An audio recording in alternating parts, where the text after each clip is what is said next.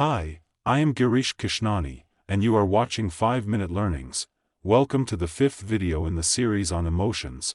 Today we will explore the James-Lange Theory of Emotions. The James-Lange Theory is one of the earliest explanations of how emotions occur.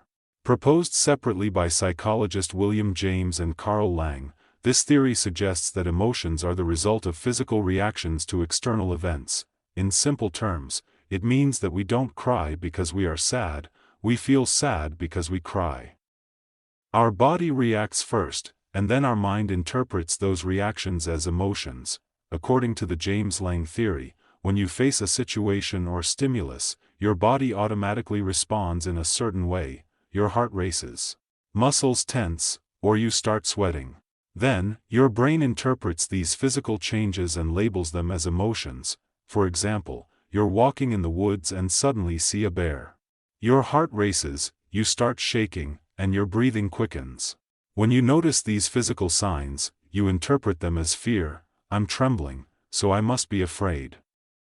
William James explained it as, our bodily changes follow directly after perceiving something exciting, and our feeling of these changes is what we call emotion. Another example, imagine walking alone in a dark parking lot.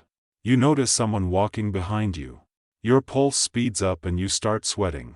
According to this theory, your mind recognizes these signals and concludes you are feeling fear. Both James and Lange believe that true emotions cannot exist without these bodily changes. You can imagine being angry or scared, but it won't feel the same because your body isn't physically reacting. Before this theory, people believed that emotions started with a thought. You see something, think it's scary, and then your body reacts. The James-Lange theory flipped that order, saying the body reacts first, and that reaction creates the emotion. This idea, though simple, changed how psychologists studied emotions. However, not everyone agreed. German psychologist Wilhelm Wundt argued that emotions were more instinctive and automatic.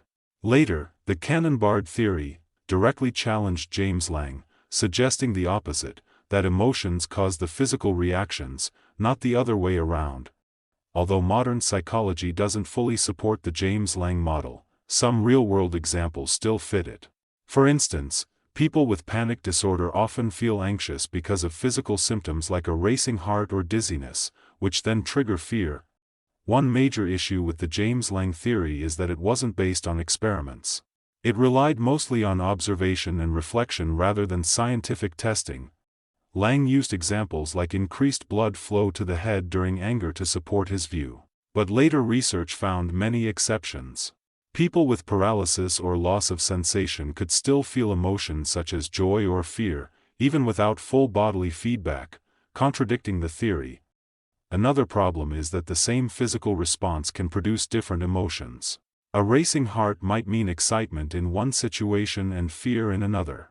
This shows that context and thoughts also shape emotions, not just bodily reactions.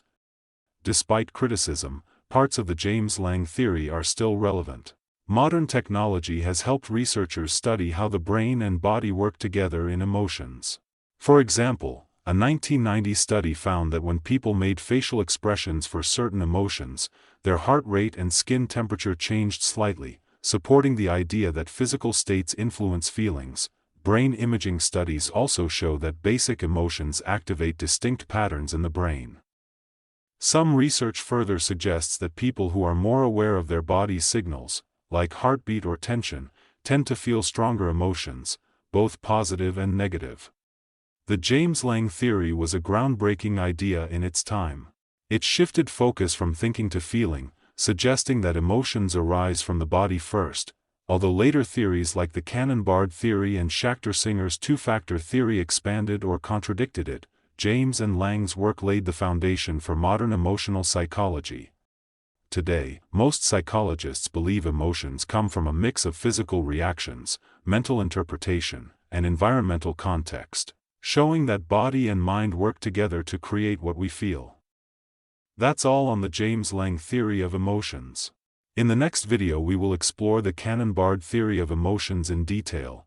Hope you found this video helpful. If you liked it, please give me a thumbs up, and follow or subscribe to my channel 5-Minute Learnings. and do remember to hit the bell icon to get notified on new content. Thanks for watching.